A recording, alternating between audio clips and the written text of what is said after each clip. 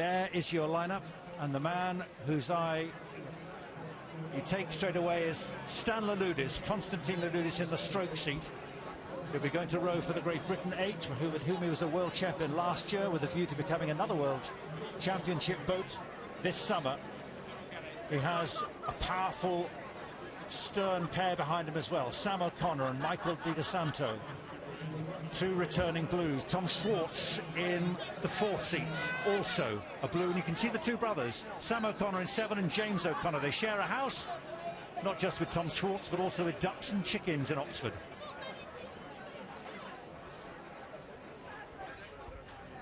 And he takes his place in the boat in exactly the same seat. History resting on the shoulders of these 18 men as much as it did on the women's race an hour ago. The 2:15 entry on the honours board in the Cambridge Boathouse will have one single word under the names of the crew: won or lost. It's stark, it's that brutal. Coxes with their arms aloft, which means that they're not ready, they're not straight, and they're not happy yet, which is why Boris Rankov, the umpire, is still waiting before he will drop his flag and announce that this race is underway. An amazing man, Boris Rankov, 6 wins in a row for Oxford University, 78 to 83. This his last race as umpire. You can see Will Hakim, the Oxford coach, on the right, his hand aloft, and also Ian Middleton returning as the blue boat cox for the light blues, his right arm aloft. This very tense, anxious moment, surely, Wayne. Always very tense. The longer you spend on the stake boats, the more nervous you get, and you just cannot wait for that flag to go down. And the other thing that's interesting, the longer they wait, the greater the chances of a mistake off the start. Still we wait for Oxford. This tide rushing. The wind also will be a factor. Cambridge are calm and ready. Oxford are now ready. Attention! Go! And we're underway, the 161st men's boat race. And Oxford strike first, with the first advantage on this straight part of the course, with the first bend benefiting the crew on the northern bank, the Middlesex bank. Cambridge have the Surrey bank, and they know that their chance, if they stay in touch, they're still side by side, that will come their way. A strong start. Both crews off comfortably and smoothly and strongly. Cambridge know that Oxford have the great endurance, but they too know they're improving form through the fixtures. They have confidence that if they've held Oxford through the first stages of the race, their greater weight and strength will come through, particularly as we just heard from Sean Bowden, the Oxford coach, in this headwind, which will test both crews. Oxford, a quarter of a length up so far. Yeah, it was a messy start from Cambridge. That first stroke went deep down on bow side. That wasn't right. Oxford absolutely crushing it. These first few strokes, you could see the damage they were doing to the water. They were moving that boat fast, settling into a nice strong rhythm. Oxford have the advantage, but Cambridge, I'm not going to let them go. This is good rowing from both crews. Yeah, Cambridge have their work cut out. That first 10 strokes were not kind to them, and they now need to expend that extra bit of energy just to get back on terms. Both these crews searching for the fastest water in the middle of this river. Not always necessarily the strength central role, but this is where the umpire will be making sure that both crews do not come close, and particular mindful will be the Cambridge crew after that incident last year as they were coming up past Harrods, where Luke Juckett was almost thrown out of the boat. There's a good distance between them, and the umpire will ensure that if Oxford are until approaching on the line of station of Cambridge, or even vice versa, he will intervene. But this is good response by Cambridge. They've come back, having been a quarter length down. Now it's just pretty much a canvas between these two crews. Nothing like the dominance that Oxford were able to exert in the women's boat race just an hour ago. Coming up past the Fulham football ground, which is where the first bend really starts to play towards the Crewe on the northern side, the Middlesex station. Cambridge, the heavier Crewe, might like this headwind. They are a significantly heavier Crewe. That usually benefits the heavier Crewe, and you can see them just making some impact now.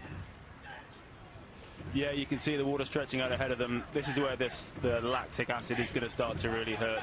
They're well inside their race rhythms, but the knowledge that the Crews are side by side here. Oxford carrying just a bit of advantage into this middle to the Surrey bend.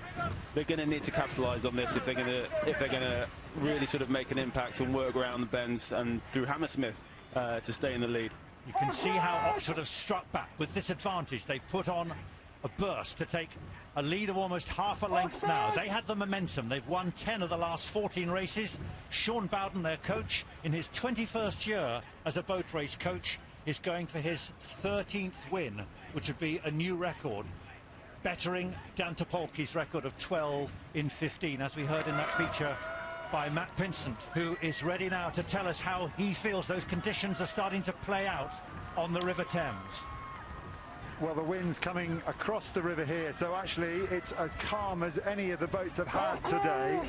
I definitely agree with the guys in the commentary box. Cambridge's first 10 strokes were pretty average, and Oxford have now got an interesting challenge. They're in the lead, they're looking comfortable, they're in their rhythm, but the next time they get a corner in their favour is probably 8, 10, even 11 minutes away. It's a long time. If they're going to win this boat race, they're going to have to settle in for a long, hard challenge in the next 8 or 10 minutes.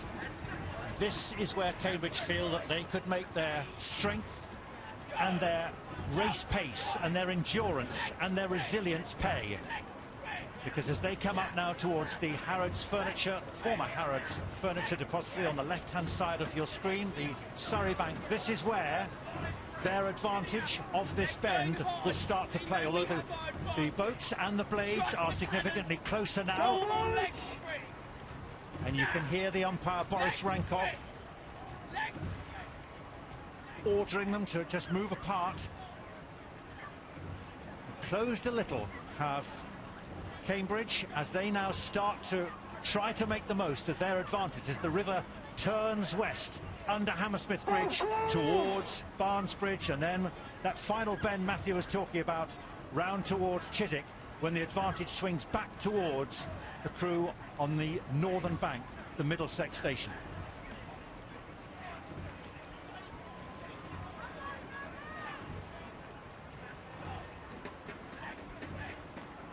Half a length in it at the moment. Oxford settled, Cambridge settled. And this is what the course so far, you can see that narrow blue line is the ideal racing line. And you can see how Cambridge are now about to feel the advantage of that bend in the river towards Hammersmith Bridge and the Surrey station. Both coxes taking it very safe at the moment. We've got a good distance between the crews. We've got no risk of clashing at the moment. I'm sure this is going to please Jockett, but we've still got a long race ahead of us. They're going to have to start getting a bit edgy. If they really want to make an impact on the crews beside them, they've got to start taking risks. And I think as this Surrey bend runs out, we're going to see Oxford just start to capitalise on their experience and the results they've had over these last few weeks. And Cambridge are just going to have to keep working, which they are doing very well at the moment. Oxford was strong favourites with the bookmakers. Yes, it's a two-horse race. Not as strong as the women's Crew were in their particular race, the Dark Blues of Oxford. But Cambridge are in touch. And this is where they feel they can strike back. Ian Middleton blew last year in the coxing seat. A good race reader, much more assertive, he says, much more assured and confident. And this is where he's going to have to prove that in the arena for which he's been training so diligently for the last 9 months, because this is where his crew need him to find that fast water, to ensure that they keep their line, they hold their station, and they drive Oxford away necessarily from the fastest water. You can hear the umpire working there to keep them apart, to make sure we don't have a repeat of last year with that clash. But it's getting interesting here. Cambridge now a little bit behind Oxford. They now have 4 or 5 minutes where they have to get ahead and break clear. Otherwise, Oxford will have the advantage of the final bend of the course. So as each minute passes here, increasingly desperate for Cambridge. This is where they have to make their move.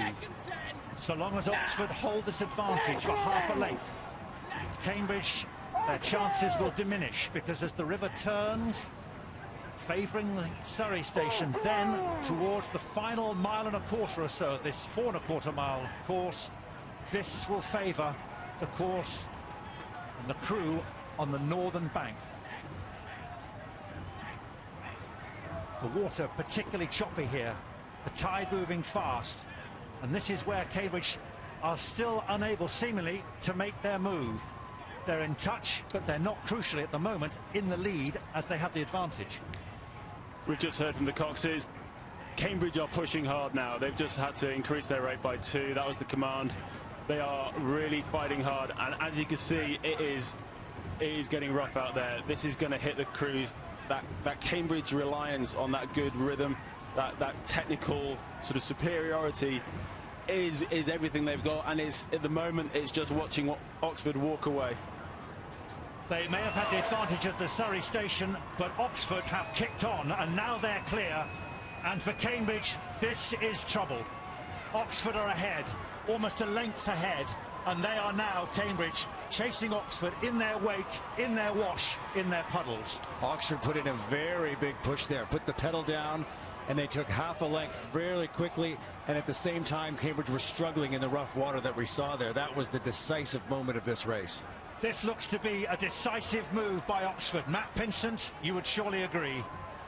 Absolutely, it was decisive from Oxford, and also into the teeth of the wind. It's that the course turned into the headwind, and just when you thought the heavier crew Cambridge would manage into the headwind with momentum, Oxford really dug in and moved ahead and smoothly ahead, and it gives them a chance to cross over. So it's really difficult now for Cambridge, because they'll be rowing along not only into the wind, not only over the top of the waves, but they're also in the wash and the puddles and the disturbance that the Oxford boat are sending down on top of them. It's a really difficult, challenging psychological position for the Cambridge crew at the moment. Konstantin Louloudis is there, a world champion for Great Britain, president for 2015 of the Oxford University Boat Club, and now stroking his crew well clear of their opposition, and he now has a 4th successive boat race victory in his grasp. Sam O'Connor, the New Zealander, just behind him in 7. Michael De Santo from America. Jamie Cook, under 23 Great Britain international. James O'Connor is in the 2 seat with Tom Schwartz, the American, in 4. James O'Connor was ill earlier in the week and missed 3 days of training on Monday, Tuesday and Wednesday, but here he is now, part of this crew, which has the advantage. 2 lengths clear now. Henry Goodyear in 3. He used to row actually at Imperial College with the Cambridge coach Steve Trapmore. But this is Oxford dominating. This is a Sean Bowden hallmark. He trains his crews to really punish that middle section of the race. It's often played out this way. Cambridge get off to a really great start. You know, they set up a fantastic rhythm. It happened in my year. It's happened in successive years. They've always been very challenging, and you know, right through Hammersmith, you see them right in it. But then it's this section of the race when you get a bit of a headwind. Usually the water roughs up. That Oxford, just determination, that training. You've got the guy stroking that boat. He's one of the physiologically strongest guys in this country at the moment, playing to his strengths. He's leading that crew to make sure that they are the fastest boat when it really counts. And at the moment, that's counting right now.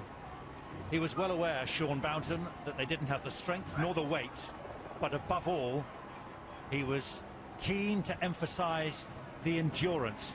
Their training has been focused particularly on improving their endurance, and now it's paying dividends.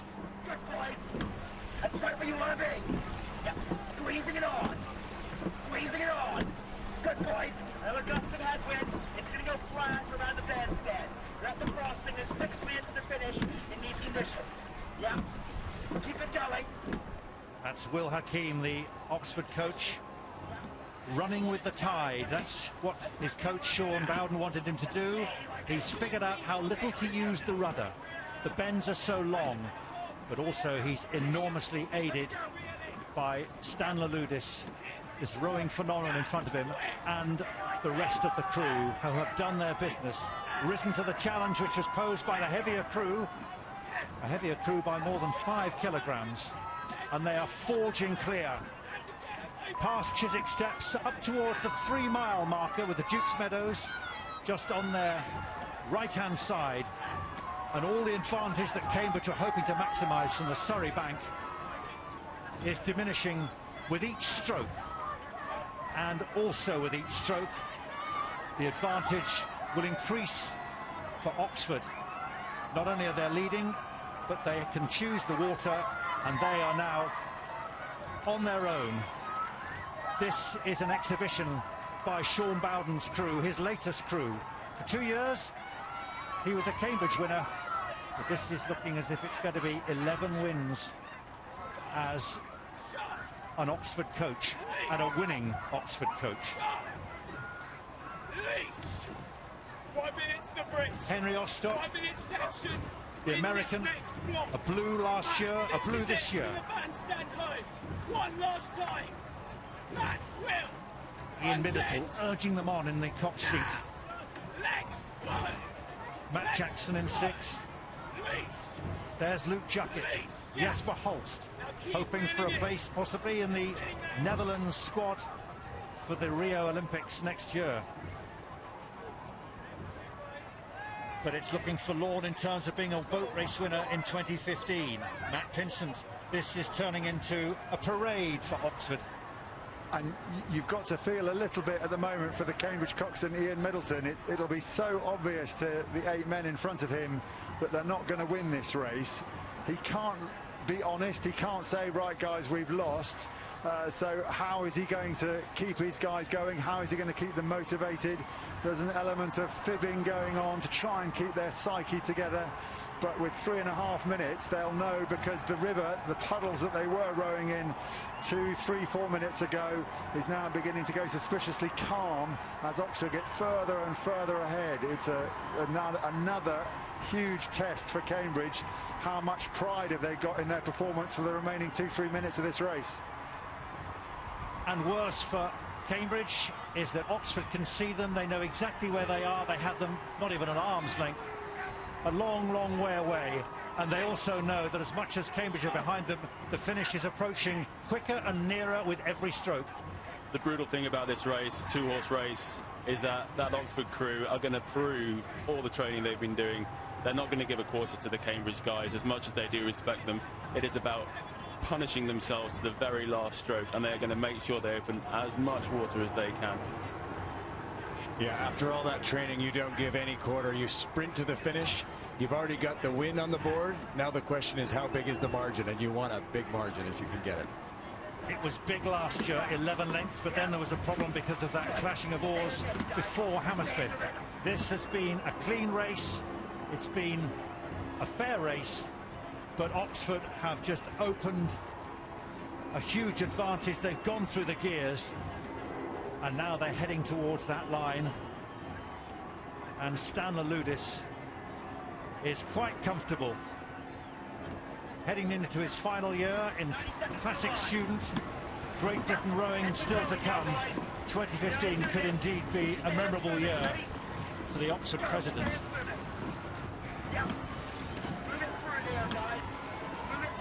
Still the Cox. Will Hakim urges them on. A Harvard graduate heading towards university in America, back again to do a PhD in Chinese literature.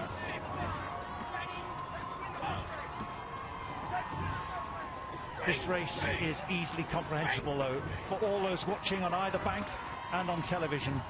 The dark blues of Oxford have dominated, and they are heading towards another victory, a hat-trick of wins. Just like the women's boat race, so the male counterparts on the historic day are doubling up. ISIS 2, the men's reserve crew, also took victory. This has been a dark blue, clean sweep.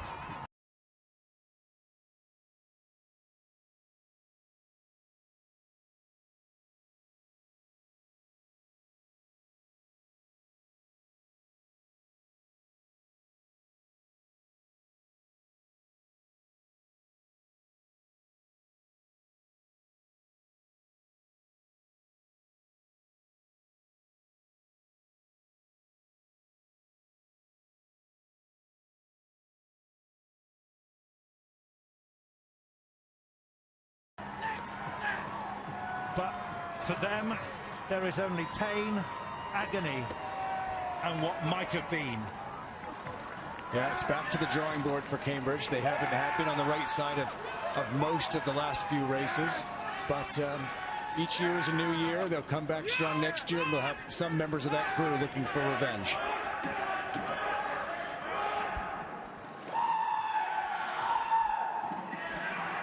A sixth-length victory just by 20 seconds. How easy it is to offer 3 cheers when you've won over 4 1/4 miles.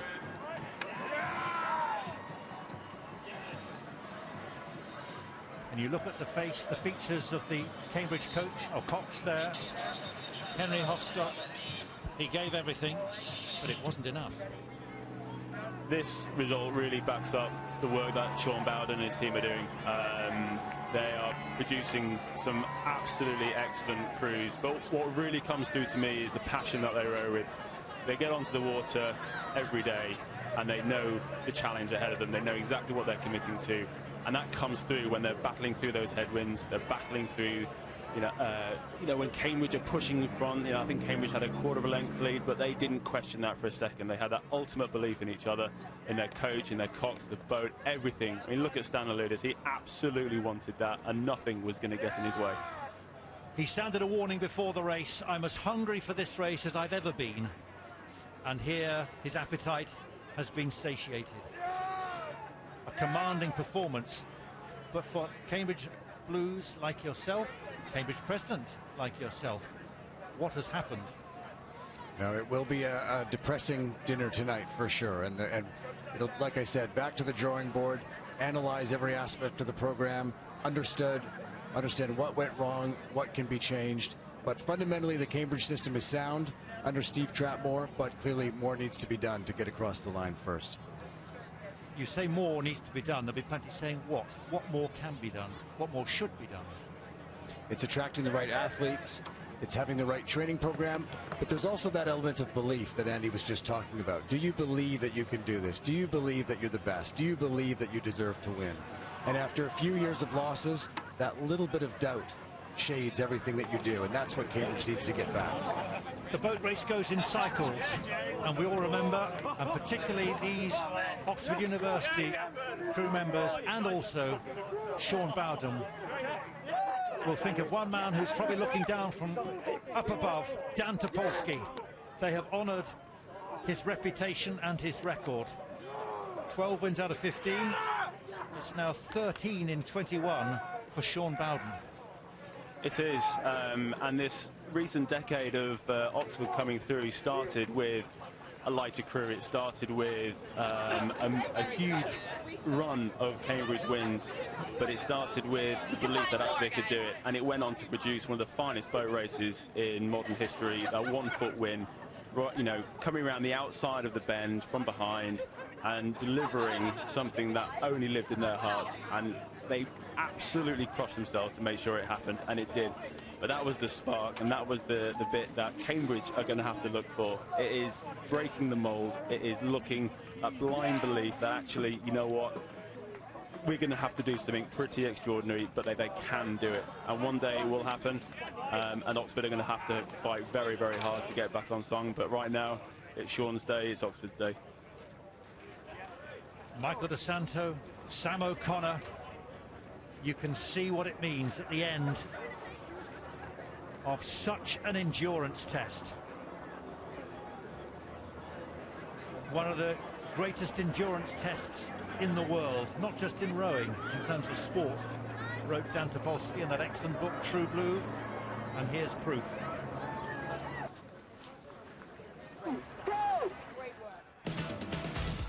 This is how the race unfolded.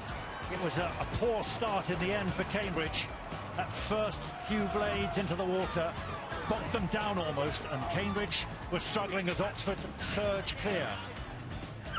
Back came Cambridge, a good response, but then the crucial moment, probably in the race, as they were coming up towards Hammersmith, this is where Oxford started to show their dominance, started to show their strength.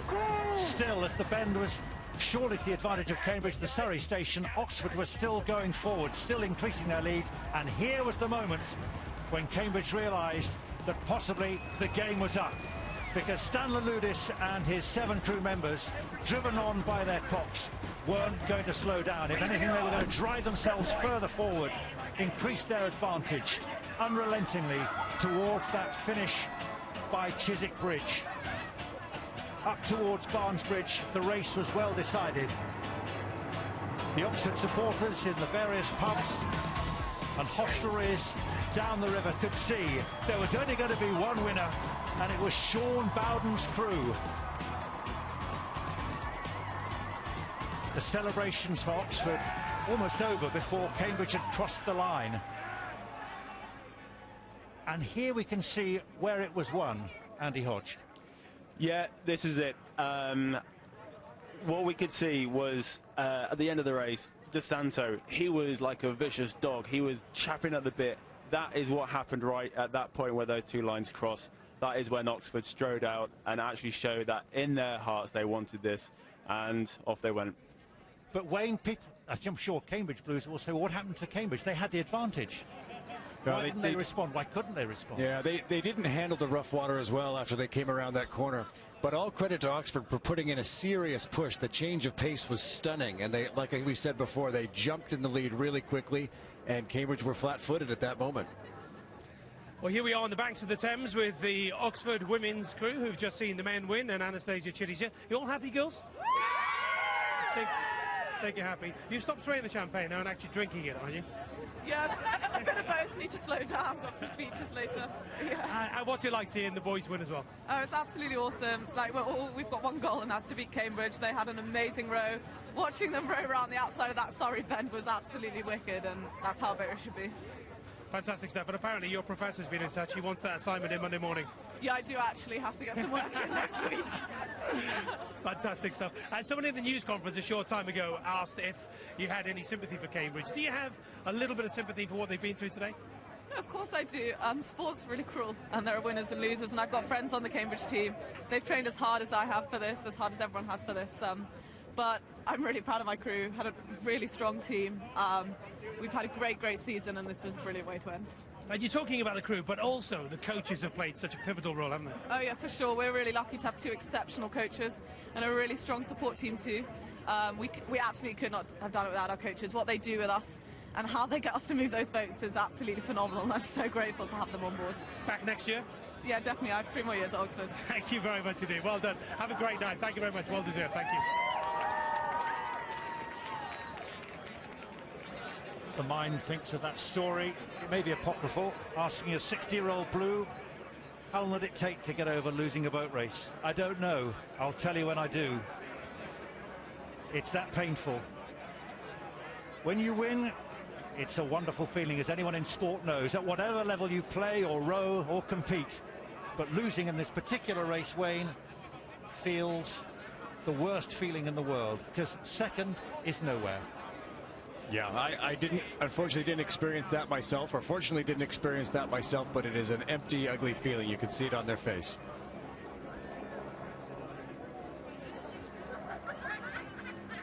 Well, we've had sensational conditions to watch and enjoy the boat races this afternoon, but for the rowers themselves, it has been grueling. It is now time for the trophy presentation, and joining me on the stage, Rob Allen, the Executive Director of the Boat Race Company, Curtis Arledge from the sponsors, BNY Mellon, and the greatest British rower of all time, 5 times Olympic gold medalist, Sir Steve Redgrave, will be helping with the presentation. So please, first of all, show your appreciation for the runners-up for Cambridge, led up by their president, Alex Leiter.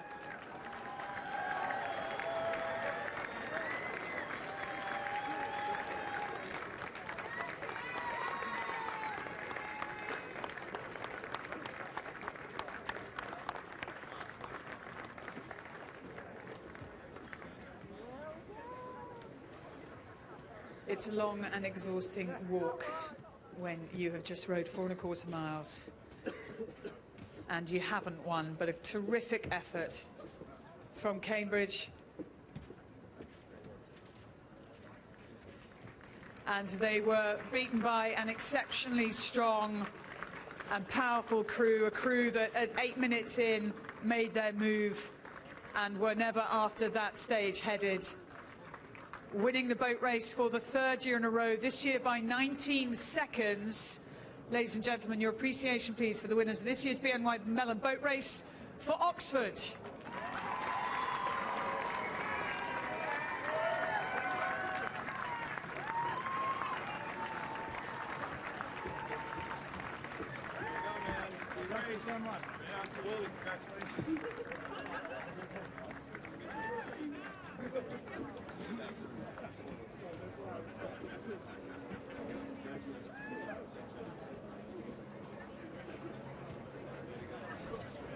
It's amazing how much easier those steps feel, how much lighter your legs are when you have been victorious.